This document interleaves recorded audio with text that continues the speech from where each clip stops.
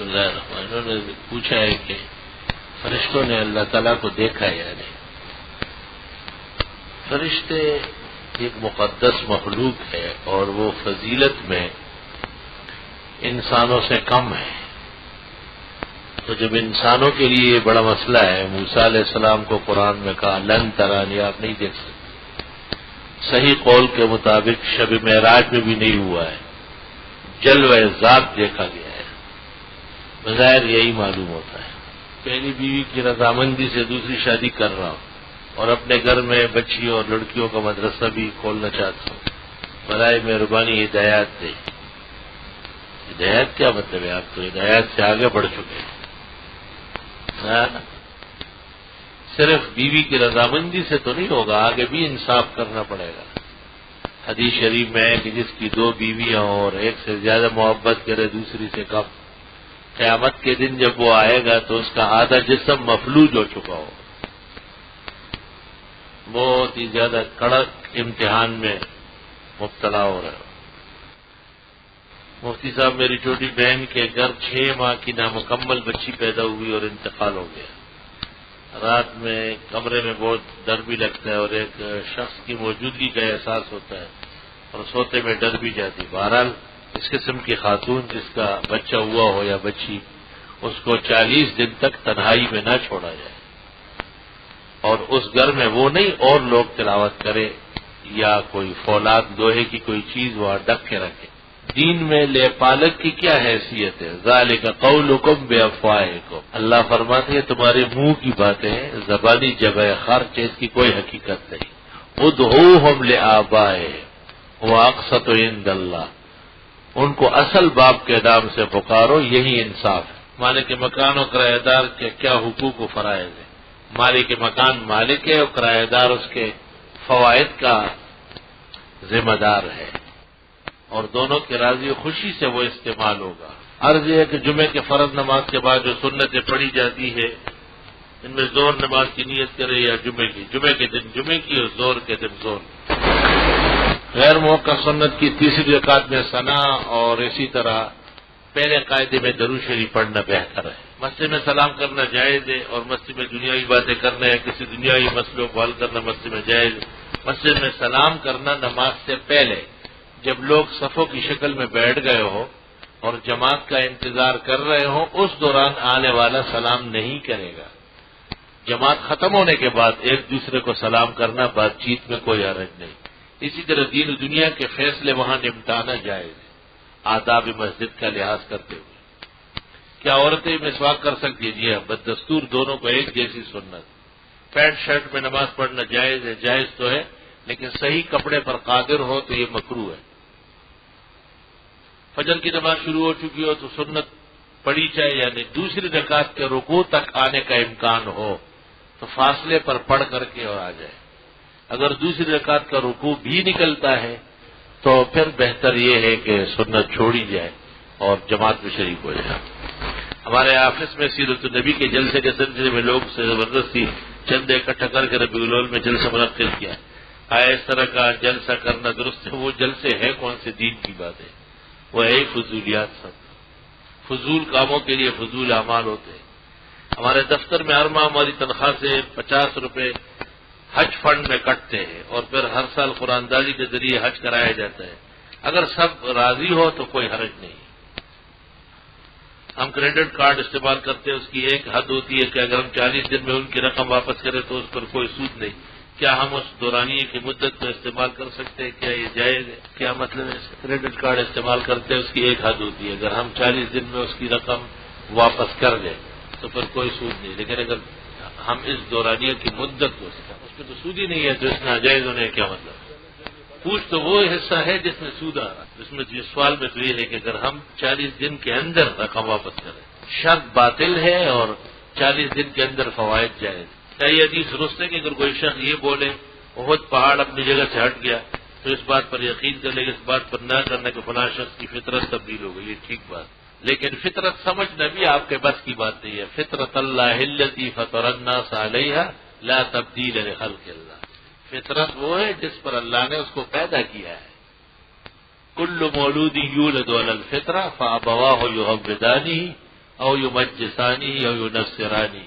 فطرت اس اصل کیفیت کو کہتے ہیں جس کے لیے اللہ نے اس کو بھیجا ہے، اس صلاحیت کو کہتے ہیں. مردے کی روح کے ایصال ثواب کے لیے سنت عمل کیا ہے؟ مال خرچ کرنا، کھانا پکوا کے فقراء مساکین کو دینا، فقراء مساکین کو کپڑے دینا اور راشن دینا.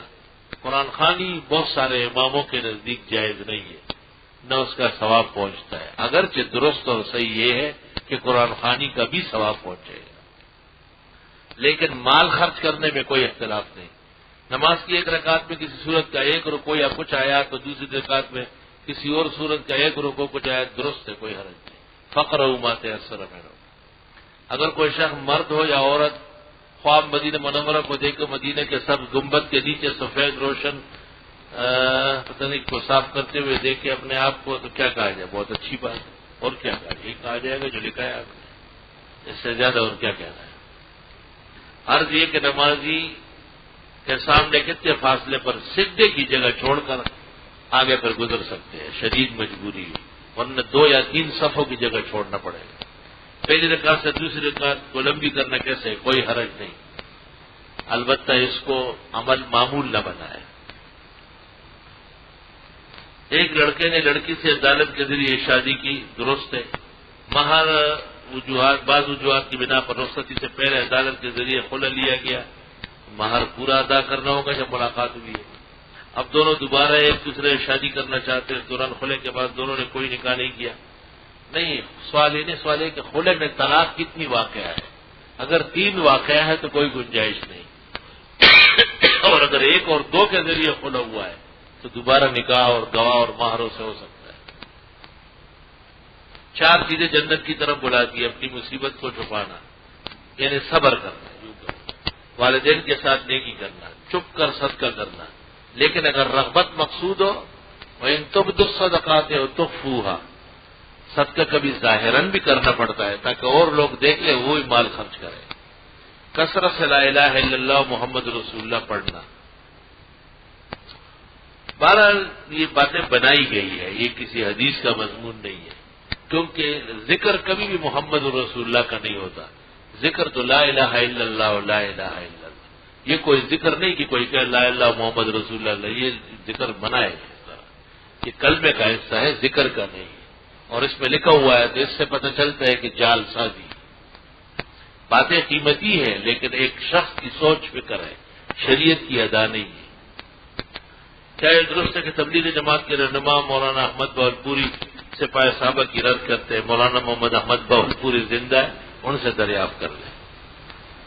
بزرگان دین کے خلاف پرچیاں دینا اور کچھ نہ کچھ اگلوانا یہ شریف لوگوں کا کام نہیں ہے. کیا حضرت صلی اللہ علیہ وسلم نے 4 رنگ کی چادر استعمال کی؟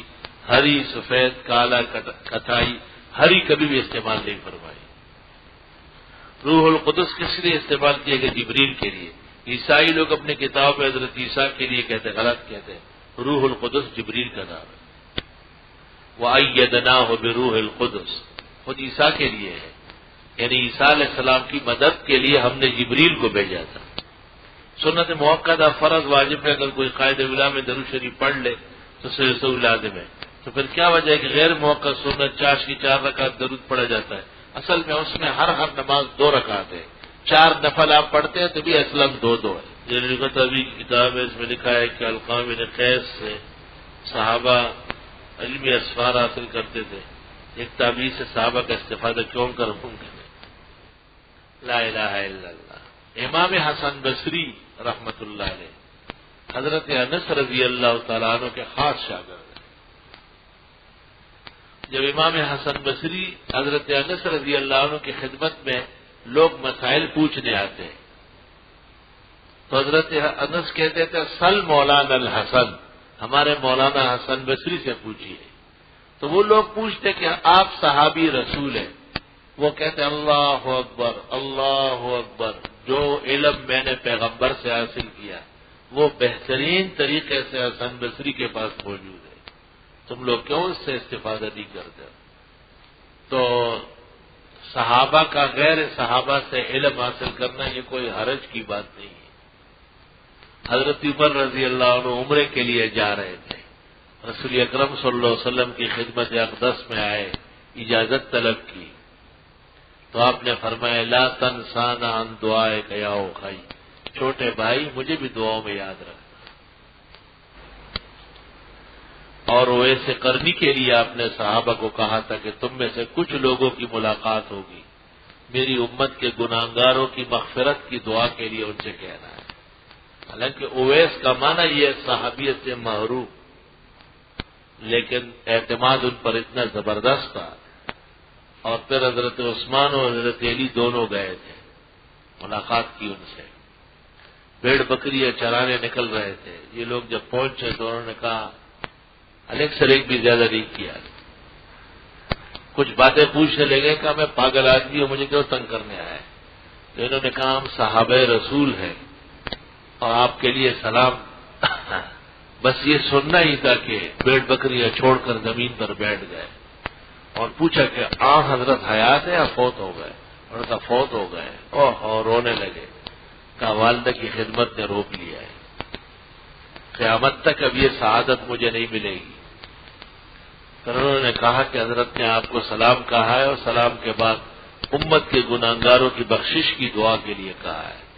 تو دونوں نے ہاتھ اٹھائے اور دعا میں اس طرح کہنے لگی اللہ ان بھیڑ بکریوں کے جسم پر جتنے بال ہیں اس سے بھی زیادہ مغفرت امت کے گناہگاروں کی فرما۔ تو بڑے کا چھوٹے سے دعا کے لیے کہنا یا علم حاصل کرنا یہ کوئی ایسی بات نہیں۔ بہت دعائیں لکھی، اللہ آپ کو جزائے خیر دے، اور آپ کی دعائیں سر پر کف بنائے اور تیر بہدف بنائے۔ اب سوال ہے کہ درود شفا کسی نے مختلف مسائل کے لیے بتائی، معلوم یہ کرنے کہ اس کو کیسے پڑھتے ہیں مجھے تو پتہ نہیں ہے۔ اللہم صلی وسلم وبارک علی سیدنا مولانا محمد طبیب القلوب دائما وعافیت الابدان وشفائها ونور الابصار وضیائها وآلہ وصحبہ دائما ابدا ابدا۔ ظاہر بات ہے کہ یہ بات کا بنایا گیا ہے، لیکن اس کے الفاظ خلاف شرع نہیں ہے۔ تو درود شریف یا وہ ہو جو تعلیم چلایا ہو یا وہ ہو جو اس کی طرح ہو تو وہ بھی پڑھا جا سکتا ہے، جواز ہے، بہتری نہیں ہے۔ حضرت آپ نے جو بتایا کہ وطروں کے بعد نفل نہیں ہے تو کتنے لوگوں نے تہجد پڑھنا چھوڑ دیا، وہ کہتے ہیں کہ ہم وطر پڑھ کر نہیں سوئیں گے تو صبح آنکھ کھلنا مشکل ہو جائے گا، اور اگر وطر پڑھ کر سوئے تو پھر وطر کے بعد نفل نہیں ہے۔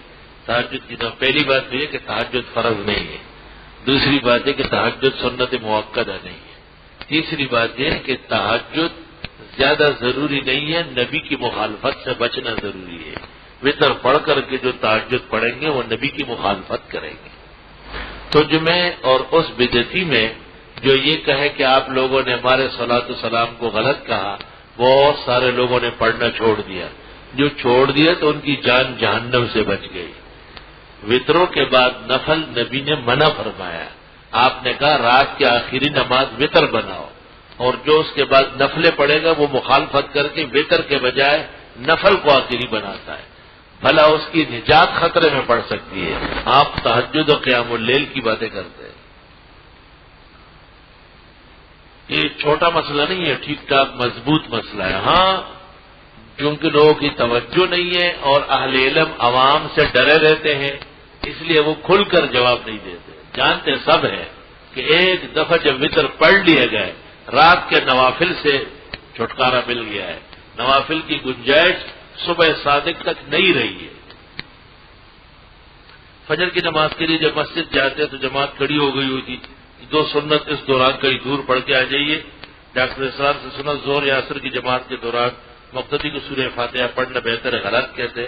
ڈاکٹر صاحب عالم نہیں ہے، ڈاکٹر صاحب نماز کے مسائل سے بہت بے خبر ہے، ان کے فقہ و فتوے پر عمل کیا گیا تو جہنم جاؤ گے۔